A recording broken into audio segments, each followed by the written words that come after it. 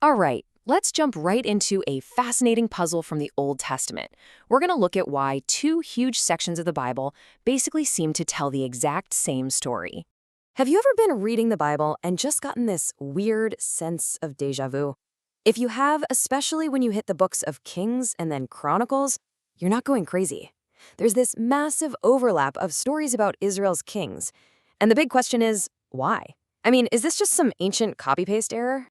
Well, the short answer is nope, not even close. This isn't a mistake. It's actually one of the most brilliant and intentional storytelling moves in the entire Bible, and it's designed to teach us something incredibly important. To really get this, we have to realize we're not just getting two copies of the same home movie. It's more like we're seeing the same events but shot by two different directors, from two totally different camera angles for two completely different reasons. Okay, so this table really lays it all out. Check this out. The Book of Kings. It was written for the Israelites when they were in exile. They're asking this gut-wrenching question: how did we end up here? Why did we fail so badly? So the tone is heavy, right? It's sobering. It's a hard look at their failures. But then you have Chronicles. It was written after they came back home, trying to rebuild, and their question is completely different. It's, okay, is there any hope for us now? And so the whole vibe shifts. It's hopeful. It's focused on the temple, on worship, on remembering who they still are as God's people. So you see, this isn't just redundant. It's history being reinterpreted for a totally different spiritual season. Same events, totally different takeaway. So let's dig into that a little deeper. How does this different perspective actually shape the message? Because you end up with these two powerful but very different narratives, one of judgment and one of hope. This right here, this gets to the absolute core of it. Kings is talking to a nation that's just been shattered. The message is basically, hey, look at this. This is how you got here. Don't you dare miss the lesson in all this pain. But Chronicles, it's talking to a people picking up the pieces. And the message is, listen, despite everything that happened, this is who you still are. Don't you forget your calling. And that really drives home a fundamental point the Bible makes over and over again. History isn't just a dry list of what happened. The meaning is all about how it's understood, right? How it's framed. Both books are telling the truth, but they're using that truth to make a very specific point. Okay, and this is where it gets really interesting. You can see this difference in purpose in what the author of Chronicles decides to include, and maybe even more powerfully, what he decides to leave out. The editing itself is theology. I mean, seriously, put yourself in his shoes. If you're writing the definitive history of your nation's greatest heroes, King David and King Solomon, would you just skip over their biggest, most infamous mistakes? Because that's pretty much what Chronicles does. And you gotta ask, why?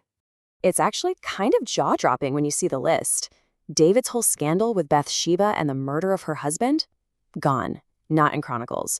Solomon's epic downfall into idolatry with all his foreign wives, which King spends so much time on, basically just gets a footnote. The constant cycle of failure from almost every other king, it's softened, to say the least. But listen, this isn't some historical cover-up. It's not like they were trying to fool anyone. The people reading this, they had the Book of Kings. They knew these stories inside and out. The point wasn't to hide the sin. It was to highlight hope. The author is basically saying, yeah, we all know that happened, but that failure, that is not the final word on God's promise. And then look at what Chronicles does add in, these super long, detailed genealogies. Why? To literally reconnect the people to their past, to say you belong. Then you get these incredibly deep dives into the temple, the priests, the Levites, and it makes a huge deal out of every single time a king brought the people back to proper worship. And all of this wasn't just, for fun facts. It was incredibly practical. Imagine you're one of those people trying to rebuild your entire society and faith from the ground up. Chronicles is like a blueprint. It's answering that one massive question on everybody's mind. Okay, how do we actually do this? How do we live as God's people now? So what's the big takeaway here? Why keep both stories? It's not about picking a favorite, right? Kings versus Chronicles. It's about understanding why God made sure we have both of them. Why do we need the story of the failure and the story of the future? Because it shows us something fundamental about how God works. He doesn't erase our history. He gives us both the failure narrative, that's Kings, and the redemption narrative, that's Chronicles. It's never just one or the other. And we get both. Because frankly, we need both to be whole people.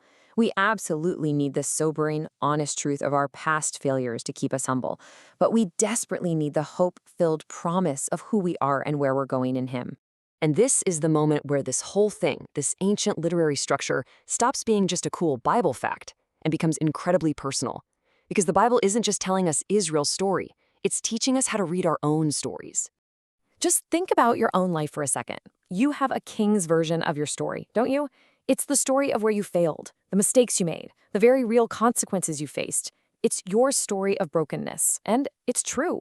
But at the exact same time, there is a Chronicles version of your life, and that's the story of where God stepped in and preserved you, where His calling on your life is still very much active, and where your true identity is found in Him and His restoration.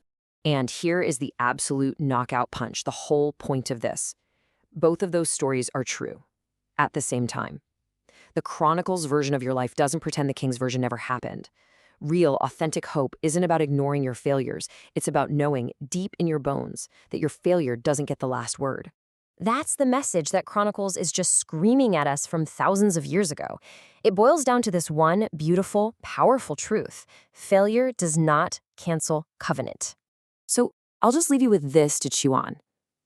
How would your perspective, how would your life actually change if you learned to read your own story through both of these lenses at once? If you held the hard truth of your king's story right alongside the powerful redemption of your Chronicles story?